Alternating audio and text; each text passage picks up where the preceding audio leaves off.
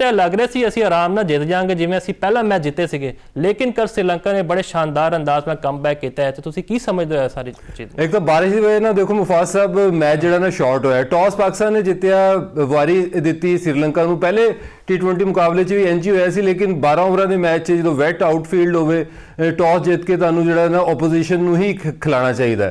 उस तो बाद देखो 160 61 का जिहड़ा टारगेट सी बहुत ज़्यादा, मतलब 14 रनस पर ओवर के हिसाब नाल ही तुसीं जिहड़ा ना स्टार्ट लेना। पहली विकेट जल्दी गिर जाती है पाकिस्तान की। और सलमान अली आगा देखो, एक हुंदा स्टार, एक हुंदा सुपर स्टार, एक हुंदा रॉक स्टार। और कोई उम्मीद भी नहीं कर रहा सी कि सलमान अली आगा, साहिबजादा फरहान तो तुसीं उम्मीद ला सकते सी, साइम अयूब तो ला सकते सी, लेकिन वन डाउन के उत्ते क्यों आ रहा है, ये भी सवाल किया जाता सी। और T20 दे विच ना सिर्फ जगह नहीं बनती बल्कि कप्तानी ही नहीं बनती। 37-38 T20 मुकाबले खेड रखे सी, इस तो पहला 111 का स्ट्राइक रेट।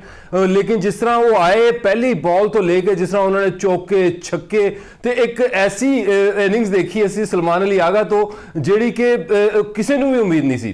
कल दे रॉक स्टार ने 5 चौके 3 छक्के और 3.4 ओवर च 60 स्कोर। फिर पाकिस्तान को 50 गेंदा च 100 रन चाहिए सी और मैच दे विच लेके आ चुके सी पाकिस्तान। जिस तरह दसुन शानाका ने पाकिस्तान को आखिरी 3 ओवरां दे विच पेलिया, जिस तुसीं दस्सिया है कि वसीम जूनियर नूं 54 स्कोर पिया 3 ओवरां दे विच, ते उत्थों पाकिस्तान नूं मैच चों कढना।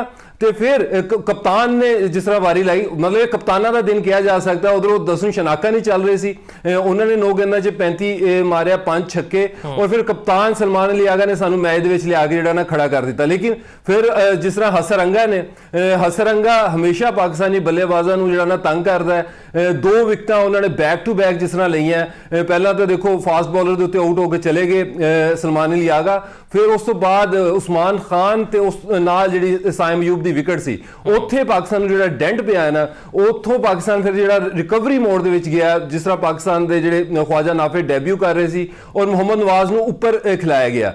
और मैं हमेशा कहना है कि नवाज जिहड़ा ना बहुत सारे बल्लेबाजा तो मुफाज साहब अच्छा बल्लेबाज है, तगड़ा। उन्हें जिस तरह ऑल अराउंड द ग्राउंड खेडदा है। हुण पहला वो लैग साइड हैवी खेडदा हुंदा सी, लॉन्ग ऑन तो लेके मिड विकेट स्क्वेयर लैग, लेकिन हुण लॉन्ग ऑफ भी है, इनसाइड आउट भी खेलदा है, पॉइंट ते भी खेलदा है, थर्ड मैन के उत्ते भी खेलता है। तो पाकिस्तान जो ना डीप तक जो ना वो जी पार्टनरशिप सी, ख्वाजा नाफे की 25 रन, फिर 30 के कोल स्कोर किए नवाज ने, तो आखिर तक जो एक चांस जरूर सी। जिस तरह 2 ओवरां जो ना 30 रन चाहिए सी पाकिस्तान को मैच जितने वास्ते, उत्थे अगर फहीम अशरफ ते नवाज कैरी करते तो यह स्कोर जो ना चेंज भी हो सकता है।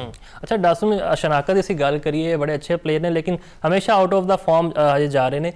तो उन्होंने बल्ला भी तो असीं खिलवाया ना, असीं 9 बालां दे के वाइडां दे के फिर फुल टॉस दित्तियां ने। वसीम जूनियर जिन्हें बारे में गल की इंटरव्यू विच कि डेथ ओवर बड़ा चंगा करते सन, लेकिन कल की बारिश का फैक्टर सीगा या कोई बहुत प्रैशर सीगा कि जी अगे वर्ल्ड कप है, इन्ने घबरा गए कि असीं उन्होंने भी बल्ला खुलवाता? देखो फील्ड तो आउटफील्ड तो जी ना वैट सी, मतलब बॉल गिला सी। लेकिन जिस तरह अगर तुसी उन्हों की बॉलिंग नूं देखो ना, जिस तरह उन्होंने यॉर्कर करने की कोशिश की और फिर जिस तरह आखिर के उत्ते उन्होंने आउट किया ना दसुन शनाका नूं वाइडर, मतलब स्लोअर बाउंसर करके। अगर लेंथ बॉलिंग मतलब 3 छक्के उन्होंने लगातार पे ने, तो और अगे ही छक्के उन्होंने जिहड़े ने खादे, फुल टॉसां दे उत्ते छक्के खादे। और जिस तरह कहते ने कबूलियत का टाइम आवे तो उस टाइम जाके जिहड़ा ना हुण ये टाइम है जिथे सिलेक्शन होनी है। मतलब T20 वर्ल्ड कप दी ते पूरा साल अच्छी बॉलिंग करते रहे ने, जो भी मौका मिला मोहम्मद वसीम नूं। हालांकि स्टार्टिंग 11 दे विच नहीं रहे, फर्स्ट चॉइस नहीं रहंदे सी, जो भी आंदे सी अच्छी बॉलिंग करते सी। लेकिन बैड लक किया जा सकता है उन्हां वास्ते, मोहम्मद वसीम वास्ते हुंदा भी है कदी कदी तुहाडा डे जिहड़ा ना ऑफ हो जाता है। लाइन और लेंथ उन्हां दी अच्छी नहीं सी, जिहदी वजह नाल जिहड़ा दसुन शनाका एक चंगा और टैलेंटेड बल्लेबाज है। उन्हें हमेशा जिहड़ा ना हुण पिछले 6-7 महीने तो नहीं चल रहा सी, लेकिन उहदा फिर जो बल्ला चलता है तो फिर इंज ही करता है। अच्छा जी असीं गल कर लीए, तुहानूं पता है कि वसीम जूनियर ते ख्वाजा नाफे दी यह कहा जा रहा है कि जी ए हुण जिहड़ा कल मैच वो चंगा परफॉर्म तो नहीं कर सके दोनों खिलाड़ी। ख्वाजा नाफे थोड़ी इंटेंट नज़र आई है, लेकिन हुण जिहड़ा वर्ल्ड कप स्क्वाड का कॉम्बीनेशन बन रहा है उहदे विच दोनों जगह नहीं लभेगी। तो तुहानूं लगदा है कि कोई फैसला सही साबित होएगा, सिर्फ एक मैच के बेस के उत्ते तुसीं खिलाड़ियों नूं बेंच के उत्ते बहा दो? देखो कन्फर्मेशन नहीं है मुफाज साहब, असी 1 महीने तो भी घट दी दूरी दे उत्ते हैं वर्ल्ड कप वास्ते। और जिस तरह उस्मान खान को कल देखो ग्लव्स ले गए और ख्वाजा नाफे नूं ग्लव्स दिते गए। ख्वाजा नाफे ने देखो कीपिंग दे विच भी जिहड़ा ना 2-3 जिहड़ी ना मिस्टेक्स कीतियां ने। नवाज दी गेंद दे उत्ते जिहड़ा इनसाइड एज लग्या ਉਹਦੇ ਉੱਤੇ ਉਹ ਬਿਲਕੁਲ ਰੈਡੀ ਨਹੀਂ ਸੀ, ਉਹ ਖੜੇ ਰਹਿ ਗਏ। ਹਾਲਾਂਕਿ ਮੁਸ਼ਕਲ ਟੇਕ ਸੀ, ਅਗਰ ਉਹ ਕੈਚ ਫੜਦੇ ਤਾਂ ਬਹੁਤ ਹੀ ਚੰਗਾ ਕੈਚ ਹੁੰਦਾ, ਅਗਰ ਕੋਈ ਰੈਗੂਲਰ ਕੀਪਰ ਵੀ ਉਹ ਜਿਹੜਾ ਨਾ ਕੈਚ ਫੜਦਾ। ਤੇ ਇਹ ਇੱਕ ਚੀਜ਼ ਜਿਹੜੀ ਹੈ ਨਾ ਬੜੀ ਹੀ ਕਨਫਿਊਜ਼ਿੰਗ ਹੈ ਕਿ ਕੀ ਖਵਾਜਾ ਨਾਫੇ ਅਗਰ ਇਹਨਾਂ ਨੂੰ ਪਸੰਦ ਆ ਜਾਂਦਾ, ਮਤਲਬ ਮਾਈਕ ਹੈਸਨ ਨੂੰ, ਸਲਮਾਨ ਅਲੀ ਆਗਾ ਨੂੰ, ਜਿਸ ਤਰ੍ਹਾਂ ਉਹਨੇ ਕੈਮੀਓ ਖੇਲਿਆ। ਹਾਲਾਂਕਿ ਦੇਖੋ ਇਸ ਮੈਚ ਦੇ ਵਿੱਚ ਸ੍ਰੀਲੰਕਾ ਦੀ ਬੱਲੇਬਾਜ਼ੀ ਜਿਹੜੀ ਨਹੀਂ ਚੱਲ ਰਹੀ ਸੀ, ਉਹ ਸਾਰੇ ਬੱਲੇਬਾਜ਼ਾਂ ਨੇ ਸਵਾਏ ਪਥੁਮ ਨਸਾਨਕਾ ਦੇ ਸਾਰਿਆਂ ਨੇ ਚਿਪ ਇਨ ਕੀਤਾ ਹੈ। ਮਤਲਬ 8-10 ਗੇਂਦਾਂ ਤੇ 20, 25, 30 ਜਿਹੜਾ ਕਿ ਕੁਸ਼ਾਲ ਮੈਂਡਸ ਨਹੀਂ ਚੱਲ ਰਿਹਾ ਸੀ, ਉਹਦਾ ਵੀ ਸ਼ਾਦਾਬ ਦੀ ਬਾਲ ਦੇ ਉੱਤੇ ਕੈਚ ਛੁੱਟਿਆ 9 ਰਨ ਦੇ ਉੱਤੇ, ਲੇਕਿਨ ਫਿਰ ਉਹ 21 ਸਕੋਰ ਐਡ ਕਰ ਗਿਆ, 30 ਉਹਨੇ ਵੀ ਕਰ ਦਿੱਤਾ, ਥੱਲੇ ਲਿਆਂਗੇ ਨੇ ਵੀ ਸਕੋਰ ਕਰ ਦਿੱਤਾ, ਸ਼ਾਨਕਾ ਨੇ ਵੀ ਜਿਹੜਾ ਨਾ ਮਾਰਿਆ। ਫਿਰ ਦੇਖੋ ਪਾਕਿਸਤਾਨ ਦੇ ਉਹਨਾਂ ਨੇ ਸਕੋਰ ਕਰਤਾ, ਲੇਕਿਨ ਸਾਡੇ ਓਪਨਰਸ ਨੂੰ ਕੱਲ ਕੀ ਹੋ ਗਿਆ ਸੀ? ਸਾਇਦ ਫਰਹਾਨ 9 ਰਨ ਬਣਾ ਕੇ ਆਊਟ ਹੋਏ ਨੇ ਤੇ ਸਾਇਮ ਅਯੂਬ ਸਿਰਫ 6 ਰਨ ਉੱਤੇ ਚੱਲਦੇ ਪਏ ਨੇ। ਤੇ ਇਹ ਕੀ ਵਜ੍ਹਾ ਸਮਝਦੇ ਹੋ? ਓਪਨਰਸ ਜਦੋਂ ਅੱਛਾ ਸਟਾਰਟ ਨਹੀਂ ਦੇਵਾਂਗੇ ਸਾਨੂੰ ਤੇ ਅਸੀਂ ਫਿਰ ਸਲਮਾਨ ਅਗਾ ਕੋਲੋਂ ਉਮੀਦਾਂ ਲਾਵਾਂਗੇ? ਦੇਖੋ ਸਾਇਮ ਅਯੂਬ ਦੇ ਜਦੋਂ ਵਨਡੇ ਕ੍ਰਿਕਟ ਖੇਡਦਾ ਹੈ ਨਾ ਮੁਫਾਜ਼ ਸਾਹਿਬ, ਉੱਥੇ ਟਾਈਮ ਜ਼ਿਆਦਾ ਹੁੰਦਾ ਤੇ ਉੱਥੇ ਬਹੁਤ ਹੀ ਅੱਛਾ ਪਰਫਾਰਮ ਕਰਦਾ। ਉਹਦੀ ਵਨਡੇ ਦੀ ਜਿਹੜੀ ਐਵਰੇਜਸ ਹੋਣ ਜਾਂ ਉਹਦਾ ਜਿਸ ਤਰ੍ਹਾਂ ਸਾਊਥ ਅਫਰੀਕਾ ਦੇ ਵਿੱਚ ਸੀਰੀਜ਼ ਦੇ ਵਿੱਚ ਉਹ ਖੇਡਿਆ, ਉਹਨੇ ਬੜੇ ਅੱਛੇ ਮੈਚ ਜਿਤਾਏ ਪਾਕਿਸਤਾਨ ਨੂੰ। ਲੇਕਿਨ ਜਦੋਂ T20 ਕ੍ਰਿਕਟ 'ਚ ਆਉਂਦਾ, ਔਰ ਕੱਲ ਦਾ ਮੈਚ ਦੇਖੋ ਬਹੁਤ ਹੀ ਸ਼ਾਰਟ ਹੋ ਗਿਆ, 12 ਓਵਰ ਦਾ ਮੈਚ ਹੋ ਗਿਆ, ਜਿੱਥੇ ਟਾਈਮ ਘਟਦਾ ਜਾਂਦਾ ਨਾ ਉੱਥੇ ਆਪਣੇ ਆਪ ਨੂੰ ਉਸ ਤਰ੍ਹਾਂ ਐਕਸਪ੍ਰੈਸ ਨਹੀਂ ਕਰ ਪਾਉਂਦੇ ਸਾਇਮ ਅਯੂਬ ਜਿਸ ਤਰ੍ਹਾਂ ਉਹਨਾਂ ਨੂੰ ਕਰਨਾ ਚਾਹੀਦਾ ਹੈ। ਤਾਂ ਏਸ਼ੀਆ ਕੱਪ ਦੇ ਵਿੱਚ ਵੀ ਅਸੀਂ ਦੇਖਿਆ ਬਹੁਤ ਜ਼ਿਆਦਾ ਜਿਹੜਾ ਨਾ 0 ਦੇ ਉੱਤੇ ਆਊਟ ਹੁੰਦੇ ਰਹੇ, ਫਿਰ ਉਹਨਾਂ ਨੂੰ ਬੋਲਿੰਗ ਕਰਵਾ ਕੇ ਟੀਮ ਦੇ ਵਿੱਚ ਜਿਹੜਾ ਨਾ ਕਾਇਮ ਉਹਨਾਂ ਦੀ ਜਗ੍ਹਾ ਬਣਾਈ ਗਈ, ਉਹ ਬੋਲਿੰਗ ਕਰਦੇ ਰਹੇ, ਫਿਰ ਨੰਬਰ 3 ਦੇ ਉੱਤੇ ਵੀ ਆ ਗਏ।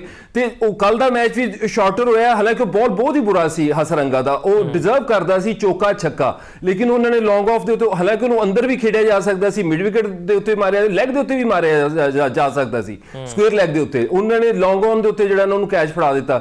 ਸਾਹਿਬਜ਼ਾਦਾ ਫਰਹਾਨ ਪਾਕਿਸਤਾਨ ਦਾ ਦੇਖੋ ਲਾਸਟ ਈਅਰ ਜਿਹੜੇ T20 ਪਾਕਿਸਤਾਨ ਨੇ ਮੁਕਾਬਲੇ ਖੇਡੇ ਨੇ ਉਹਦੇ 'ਚ ਸਭ ਤੋਂ ਅੱਛੀ ਪਰਫਾਰਮੈਂਸ, ਚਾਹੇ ਏਸ਼ੀਆ ਕੱਪ ਹੋਵੇ ਚਾਹੇ ਟਰਾਈ ਸੀਰੀਜ਼ ਹੋਵੇ, ਉਹਦੇ ਵਿੱਚ ਉਹ ਪਰਫਾਰਮ ਕਰਦੇ ਰਹੇ ਨੇ। ਤੇ ਕੱਲ ਉਹ ਮਿਸ ਆਊਟ ਕਰ ਗਏ, ਉਸ ਤੋਂ ਪਿਛਲੇ ਮੁਕਾਬਲੇ ਵਿੱਚ ਉਹਨਾਂ ਨੇ 50 ਸਕੋਰ ਕੀਤੀ ਸੀ। ਹਰ ਮੈਚ 'ਚ ਤੇ ਤੁਹਾਨੂੰ ਪਤਾ ਹਰ ਬੱਲੇਬਾਜ਼ ਨਹੀਂ ਚੱਲ ਸਕਦਾ।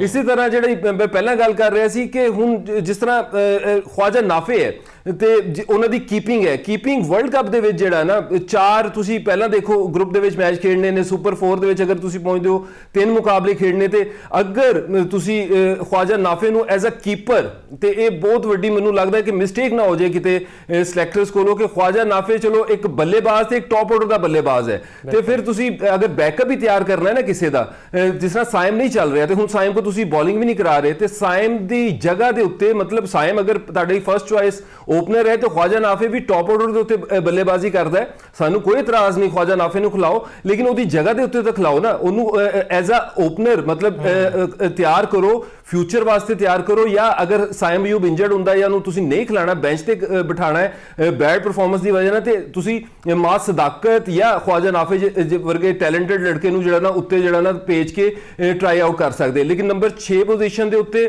ਔਰ ਜਦੋਂ ਉਸਮਾਨ ਕੀਪਿੰਗ ਕਰ ਰਿਹਾ ਸੀ ਔਰ ਅੱਛੀ ਕੀਪਿੰਗ ਕਰ ਰਿਹਾ ਸੀ, ਤੇ ਕੀਪਰ ਇੱਕ ਪ੍ਰੋਫੈਸ਼ਨਲ ਜੌਬ ਹੈ, ਔਰ ਵੱਡੇ ਟੂਰਨਾਮੈਂਟ 'ਚ ਜਦੋਂ ਪ੍ਰੈਸ਼ਰ ਹੋਏਗਾ ਤੇ ਉੱਥੇ ਇੱਕ ਜੈਨੂਇਨ ਕੀਪਰ ਲਾਜ਼ਮੀ ਹੋਣਾ ਚਾਹੀਦਾ।